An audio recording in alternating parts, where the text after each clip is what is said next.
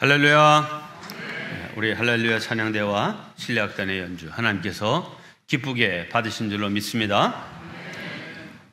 오늘부터 10월 둘째 주일까지 열왕기하의 말씀을 가지고 은혜를 나누도록 하겠습니다. 오늘은 영성을 조율하고 회개하라 하는 그런 제목의 말씀입니다. 북왕국 이스라엘은 아합 왕, 우리가 많이 듣는 왕이죠. 아합 왕이 통치하고 있을 때 그의 아내 이세벨로 인해서 바알과 아세라를 섬기는 영적으로 아주 타락한 시대를 보냈습니다. 하지만 군사적으로는 대단히 강력한 힘을 가지고 있던 때였습니다. 그래서 주변 나라들로부터 조공을 받았는데 특별히 목축을 하는 모압으로부터는 매년 어린 양의 털 10만 마리분과 또 큰 양의 털 10만 마리분을 이제 매년 조공을 받았습니다. 그런데 이 아합 왕이 죽고 그의 아들 여호람이 왕이 되자 모압은 북왕국 이스라엘에게 바치던 조공을 끊어버리고 맙니다. 그 결과 이스라엘은 막대한 재정 수입이 중단되었고 또 체면도 손상되었습니다. 그러자 이제 새로 취임한 여호람 왕이 남왕국 유다의 왕 여호사밧에게 사신을 보내서 함께 모압을 치자 이렇게 제안을 합니다. 그리고 남방에 있는 에돔 왕과도 함께 하기로 합니다. 드디어 북왕국 이스라엘, 남왕국 유다, 그리고 가장 아래쪽 에돔 세 나라가 동맹을 맺고 모압을 치려고 출정합니다. 네, 지도를 좀 보겠어요. 여러분 보실 때 파란색으로 칠해진 곳이 북왕국 이스라엘이고 그 밑에 오렌지색이 남왕국 유다고 그 밑에 살구색으로 되어 있는데 밑에 보면 에돔이라고 하는 나라, 요 세 나라가 이제 연합해서 요 오렌지색 오른쪽으로 보면 이제 하늘색 칠이 되어 있는데 요게 사해죠. 사해바다 건너편이 모압입니다. 근데 요 모압이 저 파란색 북왕국 이스라엘에게 바치던 조공을 끄는 거예요. 그러니까 이 세 나라가 연합해서 요 모압을 징벌하자 이렇게 된 것입니다. 자, 그런데 저 파란색과 이제 이 모압이 이제 국경이 이어져 있으니까 북쪽에서부터 쳐내려와도 될 것이지만 세 나라가 이제 연합했기 때문에 북쪽에서 쳐내려오는 것보다는 이 에돔 쪽으로 내려와서 북쪽으로 모압 쪽으로 올라가는 것이 좋겠다라고 하는 전략을 가지고 이제 빙 돌아서 이제 이 모압을 치게 됐습니다. 출정한 지 일주일이 지났습니다. 그러다 보니까 준비한 물이 다 떨어지고 말았습니다. 이 모압 경계까지 왔는데 뭐 군인들이 마실 물은 물론이고 또 군마와 또 많은 뭐 음식이라든지 이런 것들 다 싣고 가려면 수레를 끄는 짐승들이 이제 있게 마련인데 마실 물을 구할 수 없는 절박한 상황이 된 것입니다. 전쟁 중에 광야 한복판에서 물이 떨어지니 북이스라엘 왕, 이 일을 주관했던 여호람 왕이 절망에 빠집니다. 그는 탄식하면서 이렇게 외칩니다. 10절입니다. 이스라엘 왕 여호람이 이르되 슬프다. 여호와께서 이 세 왕을 불러 모아 모압의 손에 넘기려 하시는도다. 무슨 말입니까? 하나님이 우리를 죽이려고 작정하셨구나. 이러면서 한탄하며 원망하는 모습입니다. 자, 그런데 남왕국 유다 왕 여호사밧은 이런 가운데 신앙적인 해결의 방법을 찾습니다. 11절입니다. 여호사밧이 이르되 우리가 여호와께 물을 만한 여호와의 선지자가 여기 없느냐? 즉 우리의 사정을 하나님께 기도로 아뢰할 만한 선지자가 없느냐 하는 것입니다. 지금 두 왕은 아주 대조적인 모습을 보이고 있습니다. 성도 여러분, 문제를 만나서 한탄하고 원망함으로 그 문제를 잘 해결해 보신 경험이 있으십니까? 원망이나 불평에는 문제 해결의 길이 없습니다. 반면에 이 유다 왕 여호사밧은 문제를 만나자 곧 하나님을 찾습니다. 하나님의 선지자를 찾습니다. 그는 문제를 하나님께로 가지고 나온 것입니다. 하나님과 의논하며 그의 지혜를 구하신 것입니다. 왜요? 하나님은 천지와 만물을 창조하신 분이고 이 역사와 인간의 모든 생사화복을 주관하시는 분이심을 그래도 이 여호사밧 왕은 믿고 있었던 것입니다. 자, 이렇게 선지자를 찾는 여호사밧 왕에게 한 병사가 이렇게 말합니다. 이 근처에 엘리야의 후계자 엘리사가 가까이 있습니다. 자, 그러자 이 여호사밧 왕은 직접 이 엘리사가 있는 곳으로 찾아갑니다. 동맹한 북왕국 이스라엘의 왕, 또 이 에돔 왕까지 해서 이제 이 엘리사 선지자를 찾아갑니다. 뭐 왕의 위치는 본인들이 직접 찾아가기보다는 사람을 시켜서 야 와라 이렇게 할 수도 있는 자리였지만 그들이 직접 하나님의 선지자를 찾아갑니다. 여기서부터 문제가 해결되기 시작합니다. 자, 이 왕들의 내방을 받은 엘리사 선지자가 뭐라고 얘기합니까? 15절입니다. 내게로 검은 고 탈 자를 불러오소서. 뭐 조금 엉뚱하고 이상한 말이었죠. 이렇게 예언의 말씀과 이제 악기를 연결시켜서 한 말은 이 성경에 유일합니다. 뭐 시편에는 찬양을 할 때 여러 가지 악기를 동원한 내용들이 있지만 예언의 말씀과 악기가 동원된 것은 처음입니다. 자, 그런데 여기에 신령한 뜻이 있습니다. 여러분, 검은고는 어떤 악기입니까? 현악기입니다. 줄을 튕김으로 소리를 내는 악기죠. 그러므로 이 검은고의 생명은 이 줄에 있습니다. 줄이 끊어지면 소리를 낼 수가 없는 거죠. 그런데 인생을 살다 보면 이 믿었던 줄들이 끊어지고 터져나갈 때가 있습니다. 어떤 사람을 믿었는데 그 사람이 나를 배신합니다.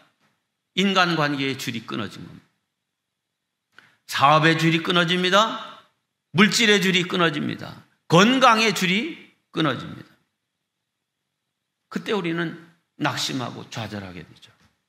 그러나 인생의 모든 줄이 다 끊어진다 할지라도 우리 성도들에게는 절대로 끊어지지 않는 한 가닥 줄이 있음을 알아야 합니다. 그것은 하나님께서 우리를 끝까지 버리시지 않는 사랑의 줄이 있다는 사실입니다. 실은 인생의 줄들이 다 끊어져 버린다 할지라도 전능하신 하나님을 신뢰하는 믿음의 줄, 그 하나님이 우리를 사랑하신다는 그 믿음의 줄을 붙들고 있기만 한다면 우리 인생은 재기할 수 있고 다시 시작할 수 있고 새로워질 수 있음을 믿으시기 바랍니다. 바흐가 작곡한 여러 위대한 음악 가운데 우리에게 널리 알려진 노래가 하나 있죠. 지선상의 아리아. 바이올린 곡인데 지선, 솔 소리가 나는 이 지선 하나만, 줄이 4개인데 다 끊어지고 이제 하나 남은 그 줄이지만 이 한 줄을 갖고도 얼마나 감동적이고 아름다운 음악을 만들어낼 수 있는지를 아주 웅변적으로 보여주고 있는 것이 지선상의 아리아입니다. 오늘 복잡한 내용들이 없었으면 한번 착 들어봐도 좋은데 오늘은 그냥 넘어가니까 집에서 지선상의 아리아 해가지고 한번 들어보시길 바랍니다. 네. 자, 그러므로 우리 인생의 줄이 다 끊어지고 야, 나 희망이 없다. 이제는 절망이다. 이렇게 할 때 우리 마음의 두려움이나 놀람이나 이런 거 필요 없습니다. 그래? 하나님이 나를 사랑하시고 나 또한 하나님을 믿는 믿음이 있으니 걱정 없다 하는 그런 담대함을 가지시길 바랍니다. 자, 그런데 한 가지 조건이 있습니다. 그 한 줄 남은 것이라도 조율이 잘 되어 있어야 한다는 사실입니다. 이 시간 나 자신의 검은고 줄은 팽팽하게 조율되어 있는지를 살펴보시기 바랍니다. 여러분, 하나님과의 관계의 줄이 바르게 되어 있습니까? 찬송의 줄이 풀려 있지는 않습니까? 기도의 줄은 팽팽하게 당겨져 있습니까? 말씀의 줄을 단단히 붙들고 계십니까? 그렇다면 우리는 다시 멋진 음악을 연주할 수 있고 우리의 인생은 아름다워질 수 있습니다. 여러분, 신앙생활이라는 것이 무엇입니까? 그것은 내 인생을 하나님의 말씀으로 잘 조율하는 것입니다. 즉 전능하신 하나님, 사랑 많으신 하나님께 우리의 인생의 사이클을 맞추는 것입니다. 라디오도 우리가 들으려고 하다가 이렇게 요즘은 미리 프리셋을 해놔서 버튼을 탁탁 누르면 거기 아주 주파수에 딱딱 맞도록 이렇게 되어 있지만은 옛날에 이렇게 돌리는 다이얼식으로 되어 있는 거는 그 주파수가 지나가면 칙 소리가 나고 소음만 들리죠. 네. 우리가 하나님과의 관계에 이 주파수가 딱 맞아야 하나님이 나에게 뭐라고 말씀하시는지, 요구하시는 바가 무엇인지, 그리고 내가 하나님께 요청드리는 말이 잘 전달될 수 있는 것입니다. 그렇게 함으로 하나님이 기뻐하시는 일을 나도 기뻐하고, 그분이 좋아하시는 것을 나도 좋아하고, 하나님이 싫어하는 것 나도 싫어하는 삶을 살아가게 되는 것, 그것이 바로 신앙생활이라 이 말입니다. 그러므로 무엇을 시도하고 시작하기보다도 먼저 나의 영성을 하나님의 말씀으로 조율하고 인생의 사이클을 하나님과 맞추는 일이 중요함을 깨달으시기 바랍니다. 행여 오늘 이 예배의 자리에 나오실 때 헝클어진 삶의 자세로 나오신 분 계십니까? 만약 그렇다면 이 예배를 통해서 여러분의 인생이 하나님과 조율된 삶, 사이클이 딱 맞추어진 삶으로 회복되시기를 바랍니다. 기도와 말씀 묵상, 찬송이 회복되지 않은 채로 하는 일은 언제나 삐걱거리고 원망과 불평의 소리가 나게 되어 있습니다. 먼저 영성의 악기를 잘 조율하고 다듬는 이런 일이 필요한 것입니다. 지금까지 실패했어도 괜찮습니다. 좀 느슨했어도 괜찮습니다. 잘못 살아왔어도 괜찮습니다. 이제부터라도 하나님과 인생 조율을 제대로 하고 살아가기만 한다면 하나님께서 우리에게 반드시 새로운 기회를 주실 줄로 믿습니다. 자, 그런데 오늘 본문의 상황, 전쟁 중에 물이 없어 고통 중에 있게 된 이 상황은 그저 우연히 생긴 상황이 아님을 우리는 알아야 합니다. 이것은 하나님과의 관계가 멀어지고 하나님과의 관계가 풀어지고 조율되지 않은 삶을 살아가는 그러한 삶에 대한 하나님의 징계였다는 사실을 우리는 알아야 합니다. 예, 우선은 왕들이 범죄함으로 말미암아 문제가 생겼고, 또 덩달아 백성들도 게으르고 나태함으로 그 믿음이 다 헝클어지고 말았기 때문에 찾아온 하나님의 징계였습니다. 그러므로 이 사건은 모압과의 전쟁 이전에 이스라엘 왕들의 문제요, 지도자들의 문제요, 백성들의 문제인 것입니다. 사실 대부분의 경우 외부의 상황이 문제가 아니라 내적인 문제가 진짜 문제입니다. 심령의 문제이며 영성의 문제인 것입니다. 드디어 이제 검은고를 연주할 사람이 왔습니다. 조율을 마칩니다. 이제 엘리사는 이 검은고 타는 사람에게 찬송을 연주하도록 부탁합니다. 자, 찬송이 연주될 때 불평하고 원망하던 이스라엘 왕도, 에돔 왕도 그 찬송 소리를 듣습니다. 하나님께 기도하자던 여호사밧도 그 그 찬송 소리를 듣습니다. 그 장수들과 병사들도 찬송 소리를 듣습니다. 그때 성령이 찾아오셨고 성령이 역사하기 시작했습니다. 하나님의 영이 엘리사를 감동하고 그 영감으로 이제 하나님의 말씀을 전하게 됩니다. 자, 이 사실을 통해서 우리가 깨달을 수 있는 것은 인생의 어두운 골짜기에 축복의 샘물이 흘러 들어오기 전에 먼저 내 심령 골짜기에 믿음의 샘물이 터지고 기도의 샘이 터지고 눈물의 샘이 터지고 찬송의 샘이 터져야 문제를 해결할 수 있고 인생을 승리할 수 있다는 사실입니다. 성령에 감동된 엘리사가 뭐라고 말합니까? 16절입니다. 그가 이르되 여호와의 말씀이 이 골짜기에 개천을 많이 팔아 하셨나이다. 네, 이 말은 깊이 회개하고 하나님을 다시 찾으라 하는 그런 말. 너희 심령을 기경하라. 너희 심령을 좀 파고 회개하라 하는 그런 말이죠. 호세아 선지자를 통해서 하나님은 이렇게 말씀하셨습니다. 너희 묵은 땅을 기경하라. 지금이 곧 여호와를 찾을 때니 마침내 여호와께서 오사 공의를 비처럼 너희에게 내리시리라. 네. 그 마음 심령이 잡초 우거진 묵은 땅과 같은 그런 마음으로 그런 밭에 뭘 심는들 무슨 열매가 나겠느냐 하는 것이죠. 먼저 너희 심령을 기경하라. 깊이 파고 그 딱딱해진 것들을 다 부드럽게 하고 덩어리진 것들을 다 깨트려 고운 흙, 옥토로 만들라 하는 것이죠. 이게 하나님과의 관계에서 우리의 영성을 조율하는 것이고 회개하는 것인 줄로 믿습니다. 이렇게 우리의 믿음이 조율되고 은혜를 사모하는 겸손한 심령이 준비되면 그때부터 하나님이 역사하십니다. 우리가 하려고 하는 모든 일에 하나님이 보증이 되어 주십니다. 우리가 계획하고 꿈꾸고 기도하는 일 하나님이 책임져 주십니다.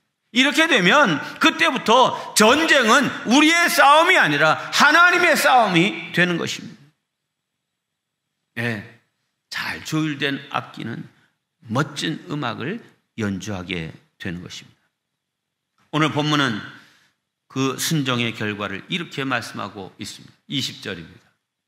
아침이 되어 소재 드릴 때에 물이 에돔 쪽에서부터 흘러와 그 땅에 가득하였더라. 자, 이 말씀을 보세요. 아침이 되어 소재 드릴 때에 지금 뭐 북왕국 이스라엘도 그렇고 에돔도 그렇고 다 이 에돔은 에서의 후예들이잖아요. 다 하나님을 알던 사람들이에요. 그런데 지금 이 자기들이 조공받던 거 이제 끊어지니까 그거에 열받아가서 전쟁을 치르러 나오기는 했지만 믿음으로는 하나님을 의지하는 마음도 없었고 또 신앙적으로 흐트러져 있던 이들, 그런데 이 엘리사를 통하여서 너희들의 영성이 회복되지 아니하고 너희들의 바른 믿음이 회복되지 않으면 해결의 길이 없다. 이 말 듣고 아침이 되어 소재를 드리게 됐어요. 전쟁터인데 하나님께 소재를 드립니다. 그런데 그때 물이 에돔 쪽에서부터 흘러와 그 땅에 가득하였더라. 할렐루야.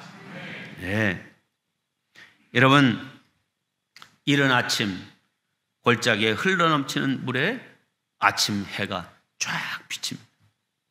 참으로 신선한 아침, 시온의 영광이 빛나는 아침이었습니다. 그런데 아침 햇살에 비쳐 붉게 물든 물을 본 이 모압의 군인들, 모압 사람들은 막 3개국이 동맹해서 쳐들어오니까요, 성경에 보니까 어린 아이들까지 다 창을 들고 경비를 쓰고 있는데 거기서 이렇게 내려다 보니까 거기 골짜기에는 물이 없는 곳인데 보니까 막 피가 흥건히 이렇게 고여 있는 거예요. 골짜기에. 그러니까 무슨 생각을 해요? 이야, 저 동맹군들이 우리를 쳐들어 오다가 자중질환이 나서 자기들끼리 서로 싸워가지고선 병사들이 흘린 그 피가 저렇게 아주 그냥 개천에 가득 고였구나. 야, 우리는 뭐 애써 싸울 것도 없이 저들이 갖고 왔던 모든 것들을 노략질하면 되겠다. 느긋한 마음으로 별 경계심도 없이 이렇게 내려옵니다. 지금 삼국 동맹군들에게 문제가 있는 거예요? 아무 문제가 없죠. 그 내려온 이들을 이제 공격해서 모압은 크게 패하고 도주하게 됩니다. 할렐루야. 네. 하나님이 역사하시면 인간의 방법으로 생각지 않은 그런 희한한 방법으로 그 문제를 해결해 주십니다.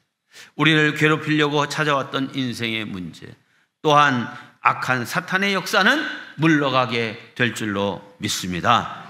문제는 하나님과 우리의 관계입니다. 그러므로 헝클어진 영성을 잘 조율하고 회개할 바를 회개해야 하는 것입니다. 하나님은 반드시 은혜의 생수로 다시 가득 채워 주시고 기적적인 방법으로 승리케 하실 줄로 믿습니다. 그래서 저와 여러분의 인생이 승리를 연주하는 멋진 인생으로 바뀌는 은혜와 복을 누리시기를 주님의 이름으로 축원합니다. 기도하겠습니다.